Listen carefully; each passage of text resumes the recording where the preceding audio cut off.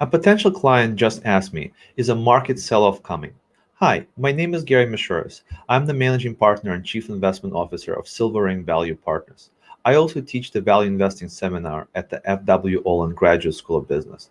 So it's an interesting question. Is a market sell-off coming? So the glib answer is, of course, it's coming. I just don't know when. It might be tomorrow, it might be a year from now, it might be 5 years from now.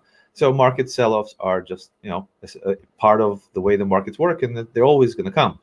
The more interesting question is, can we figure out when it's going to come, and also how should we behave as investors in light of a very long bull market where stocks are, by historical measures, trading at fairly high valuations. So I think that it's impossible to know with any precision when a market sell-off is coming. I think what is possible is for you to know how optimistic or pessimistic market prices and the market environment. And the more optimistic the prices are, and the more optimistic other market participants are, the more cautious you should be, whatever that means for you. And the more pessimistic and the more panicky prices and market participants are, the more you should seek to take advantage of that and look for exciting opportunities. So right now, and then, as I'm saying this in early 2020, the markets are fairly optimistic. By the way, they were fairly optimistic last year or at the beginning of last year. It doesn't mean in any way that the markets can't go higher from here. They totally can. We can have another year like 2019 where the markets are up 30%. However, that's not the most likely outcome. And so you should be more cautious in this environment because there is a greater chance that basically the market might sell off.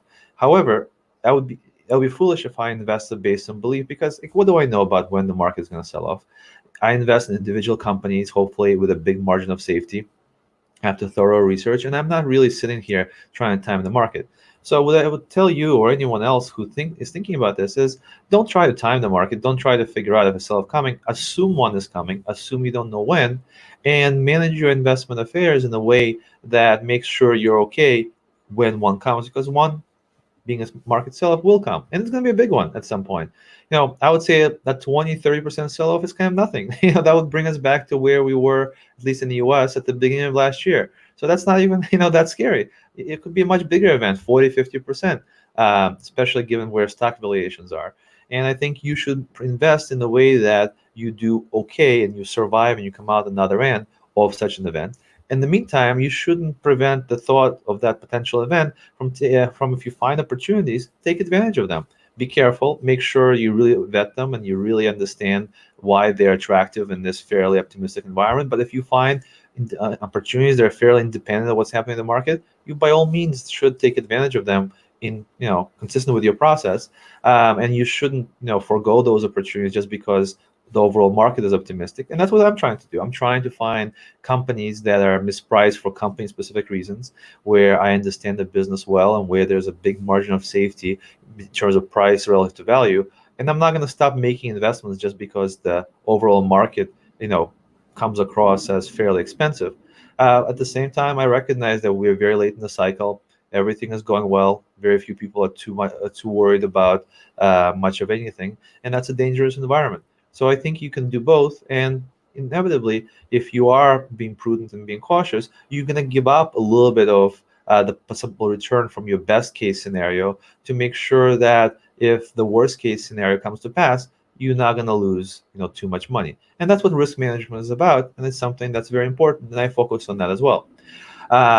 Because you definitely don't want to just swing for the fences and hope that nothing bad is ever going to happen. So the message is, yes, the market downturn is coming. We don't know when. Keep on investing the way your process dictates you should, but be cautious because this environment is a dangerous environment with expensive valuations, and that sets you up for potential loss, and you want to avoid that. I hope this video has been helpful to you. If it has, please hit like and subscribe to my YouTube channel. Thank you, guys.